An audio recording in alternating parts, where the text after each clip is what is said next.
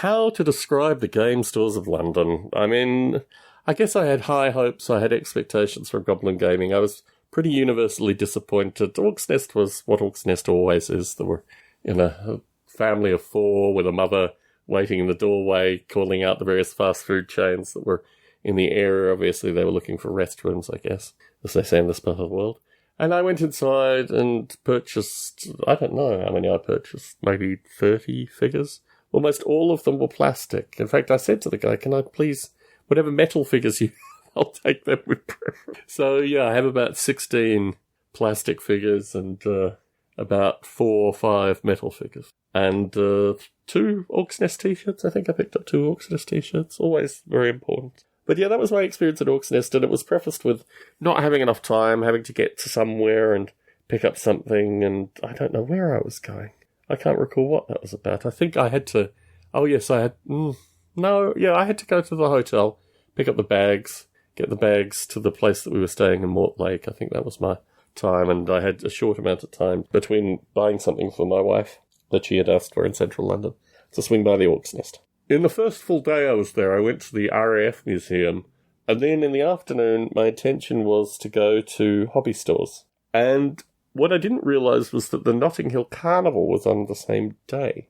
So I, with all the best intentions, decided to take the train out to Hammersmith, as it was, but it wasn't the Hammersmith. It was, I can't think of the market. It's a market that had a game store, which I think was called Dark Sphere. Dark Sphere has 2 locations, one under a rail bridge, which we'll get to, and one in a mall.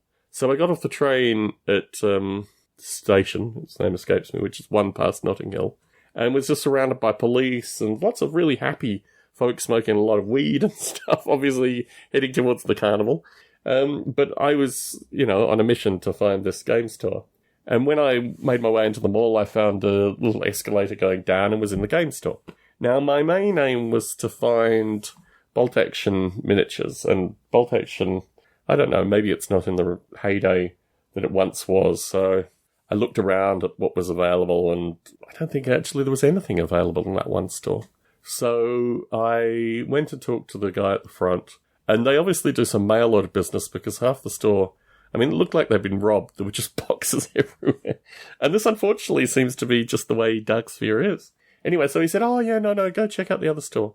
So I thought, okay, well, what options do I have? I can either go back to the hotel or I can go check out the other store. So I went to check out the other store, which was, Railway Bridge, one of these beautiful... I don't know if they exist. They exist in Sydney. I don't know if they exist anywhere else in the world. But they obviously exist on the East Coast too. But just a really long, thin store underneath this railway bridge. And went in and saw the boxes in disarray. Now, both stores, I have to say, were absolutely packed with legitimate gamers playing games. So clearly, a majority of their thing is gamers playing games. And I can't hate on that. I appreciate that.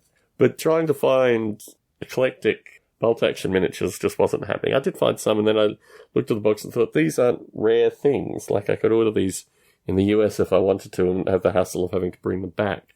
I think also on that day, I did the Bad Moon Cafe. I think it was a trifecta. I did 2 Dark Sphere and then ended up at the Bad Moon Cafe because I wanted to see the Bad Moon Cafe. I've been following them on Facebook. They're, unlike Dark Sphere, they don't look like they've been robbed, but they are completely and utterly packed with tables. And when I was there, they were at about half capacity. And I follow them on Facebook, and I have a really different sense of the space on Facebook. It looks a lot larger on Facebook when you actually go there and realise, hey, wait, gosh, it's actually quite a small location. And, it does all the stuff, beers and what have you. I think I got maybe a soda water and something else while I was there. Just had a wander around.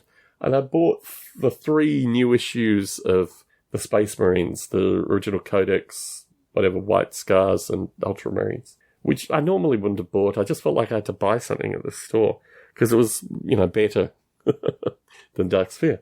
So I bought those books and just sat there and pondered and then got an Uber back to the hotel. But yeah, I didn't really feel any kindredness as I did when I was in Goblin Gaming's in Northwich 6 months ago. And I guess I'm looking for that kind of game store, but they obviously don't exist in central London. So if folks who listen in are from the UK or have any game stores of note that you think I should visit, next time I'm in the UK, please let me know, because I just felt this trip was rather hollow when it came to game stores. I guess my interests are sufficiently eclectic that I need very particular game stores that would pique my interest, and thankfully Goblin Gaming had that. But, Bad Moon was interesting. The Dark Spheres, I don't know.